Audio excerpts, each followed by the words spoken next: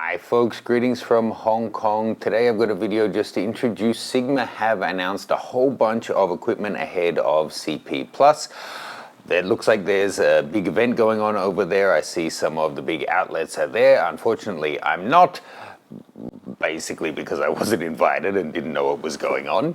But still, I thought you guys will be interested in what they have just announced. There's a couple of really interesting things and a couple of head scratches as well. Let's jump in and look at them one by one. So I don't really know which way to go about this. It looks like we've got a couple of new lenses, new camera, and some kind of marketing positioning things that they're working on.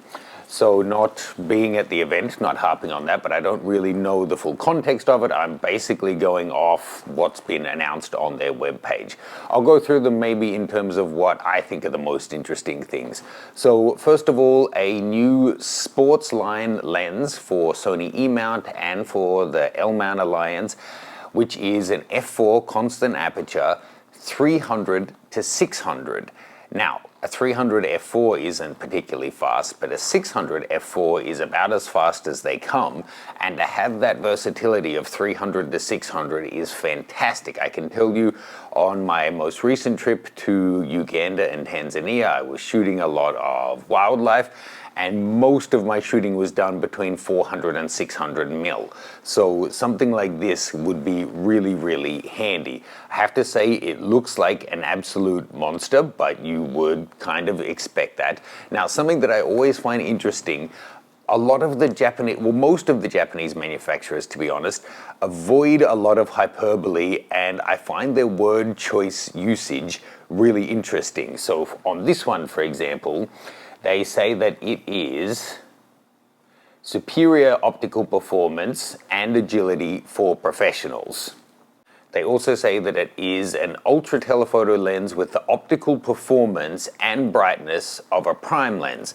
And they state again, extremely high optical performance. Now, is there anything more boring than talking about extreme optical performance off a press release? I apologize for that. I'm going to CP Plus at the end of the week. I had a sit-down interview planned with Sigma, which probably, I don't know, it's probably going to just go over what you've already heard from people who are already at their event this week. But unfortunately, I won't have time to go hands-on with it whilst I'm in Japan. Hopefully, we'll be able to do that before too long. It's got their high response linear actuator autofocus. It's saying 5.5 stops of optical image stabilization, which is fantastic. And generally, I do think that a 300 to 600 is a really flexible range, whether you're doing sports or wildlife. And a constant f4, the constant is really something to brag about. So I think that's fantastic. It is heavy. We're talking just under 4 kilograms. But for what you're getting, I think that's fair enough. And interesting, this has 13 rounded aperture blades, not something I typically think about on long lenses, but normally 9 or 11 is kind of where that maxes out at. But there you go. I have to say, hugely complex lens, 28 elements in 21 groups. That may be about as complex as any lens I've ever heard of. Now, on old lenses, that could be kind of an alarm bell that too complex often takes away charm. But on these higher end new lenses that have been designed with the latest technology, often more complex means they've been able to address a lot of aberrations of previous generations. So again, hope to get that one in the test out soon. Let me know if you'd prefer to see it done with wildlife or sports, or what kind of a test for that focal length.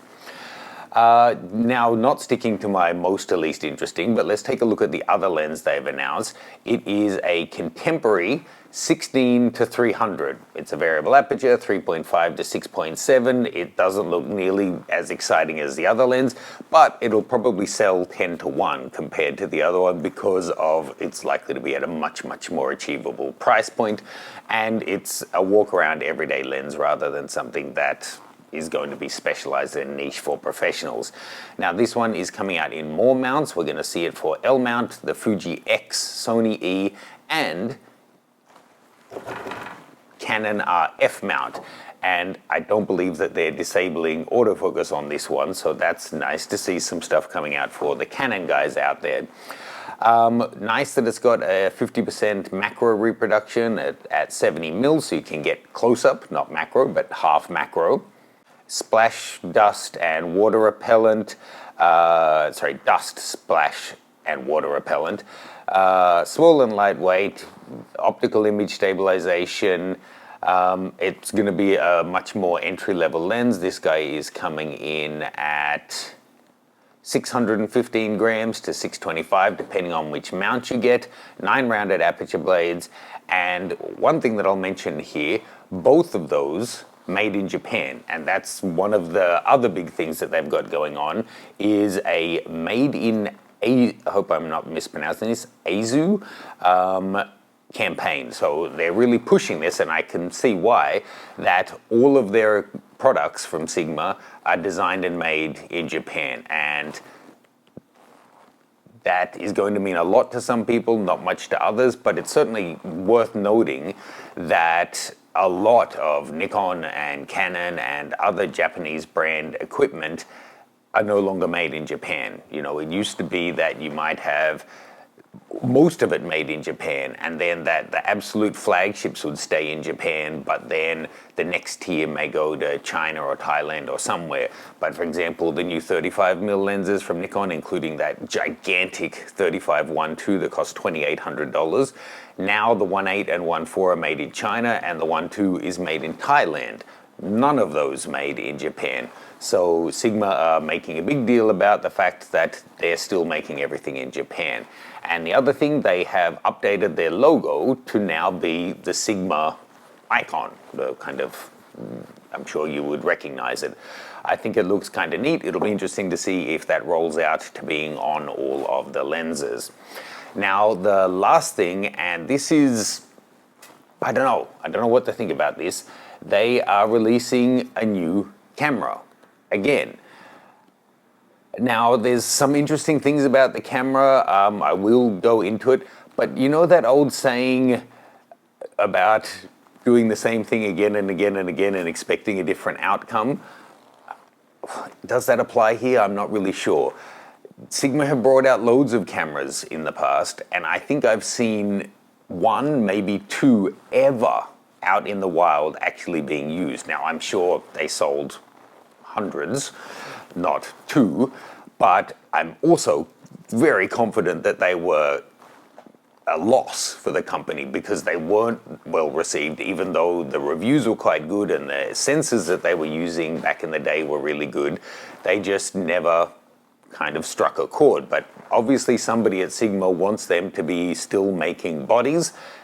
Maybe it's a requirement to be part of their niche in the L-mount alliance, I don't know. But it's interesting. So this is the BF, and I really, the wording on this I find a little bit interesting. They say it's the beauty of a simple thing. An uncompromising new vision for the digital camera stripped to the essence. Now, uncompromising, I always find that term quite interesting because you can apply uncompromising to anything, just any product within a vertical.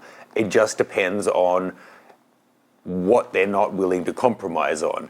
So like a wristwatch, it could be uncompromising in how carefully it's been finished, or it could be uncompromising in terms of its accuracy or in terms of achieving a price point. You could say that the Zeiss Otis lenses for DSLRs were uncompromising at $6,000 and manual focus. But as a user, you had to make a lot of compromises because they were big and heavy and expensive, but what they were not compromising on was image quality. So here they're saying an uncompromising new vision for a digital camera, and I think when they say uncompromised, they're not necessarily saying that it's what you're expecting or what you're wanting. Their vision is simplified, as streamlined and minimalist as possible, and they're not compromising on that. So when they say that it has a new intuitive interface to control it, I think you have to take a step back and say, how intuitive is it going to be if it's brand new and missing a lot of the controls that people are used to using? Now, I have not seen it, I've not filled it, I've not tried to use it. It could be a masterpiece of design and work fantastically well. I hope to try it, and I hope it is. But it could also be like a lot of cameras in the past, that being pared down just doesn't work for some people. Like I've currently got on loan from B&H Photo, thank you, the Leica Q2 monochrome. This is fairly pared back, right? You've got 3 buttons down the side, diopter up top, your shutter speed on the top of the camera, you've got your focus and your aperture on the lens, and you've got a command wheel and also this wheel. But still, it has quite a few things on it, but it's still relatively uncomplicated. Well, the BF from Sigma looks like it has far, far less than that. They're calling it radical simplicity. It's machined from a single piece of aluminium, which they're saying is the first time ever. I'm not sure about that. Leica with their Zagato was certainly machined out of a piece of aluminium. Maybe technically the top plate and the back were 2 pieces or something, so then this makes it the first single piece. It's certainly going after a similar kind of aesthetic, but let's say it's not so often when we talk about things being simple and being of their essence, it's like you grab like this.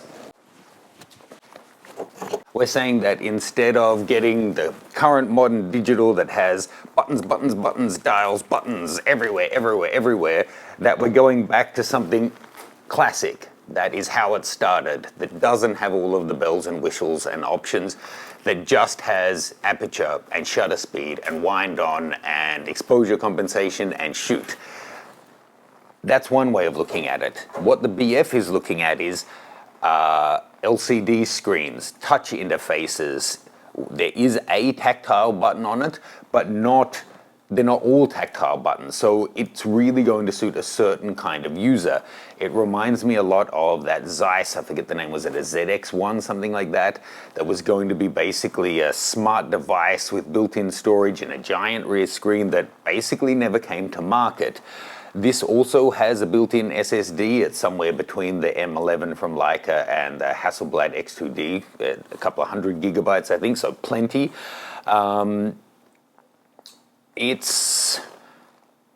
We have to wait and see how it performs. But I found it interesting that on the page they were making a point of that it's not all about image quality. It's also about the user experience. So for people who are all about user experience, like I would argue Leica users, rather than people who are just about getting the best image quality and aren't so hung up on, is it an object of beauty, is it a joy to have in your hand, or does it get the job done? I would say I'm in both camps.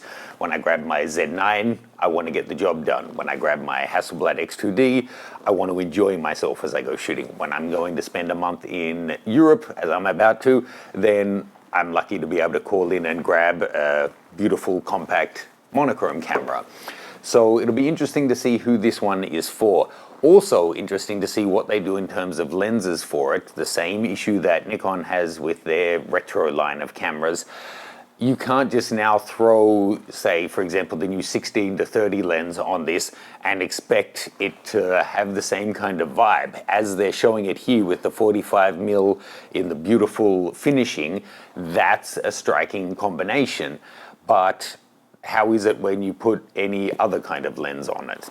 It'll be interesting to see. I'm glad to see that they have built on a thumb grip, because something that a lot of these cameras that are minimalist suffer from, like the Leica Qs, is actually terrible ergonomics. I often say some of these cameras have the ergonomics of a VHS cassette. There's just nothing to grab. So for example, this one here attached is $150 thumbs up support to be able to give you some kind of purchase on it. This one, I'm happy to see it has a thumb grip attached.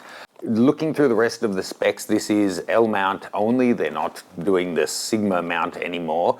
It is full frame, it's backside illuminated CMOS. It's got 230 gig of internal memory. Interesting, it's saying, and USB storage for backup. I don't know what that means. Maybe you can USB out, but it actually takes no memory cards. It only has the internal SSD. That's how it reads to me. 24.6 megapixel. It's doing all your usual formats. It's also doing 6K video. It's saying that it can do about 2 hours of runtime of shooting on the battery, I'm assuming. Shutter speed, it's an electronic shutter up to 25,600. The battery pack is the BP81, and they're saying that's good for about 260 images. Looks like it's a fairly compact camera. It's saying it's weighing in at 446 grams, including the battery, or 388 without the battery, and I don't have details on price yet. So it's a pretty long, thin battery, that B81, and it comes with a metal body cap and yada yada. So let me know what you think. New branding, made in Aizu. Sorry for the pronunciation. The new logo, the 300 to 600, the 16 to 300, and also the BF camera. I will try to get hands-on with as much of it as I can in CP+. Sorry I couldn't be there to give you hands-on today. Let me know any questions you have. Please do check out the new course, 1 Week in Sydney. You can see details of that and my Patreon in my link tree below. I'll see you soon.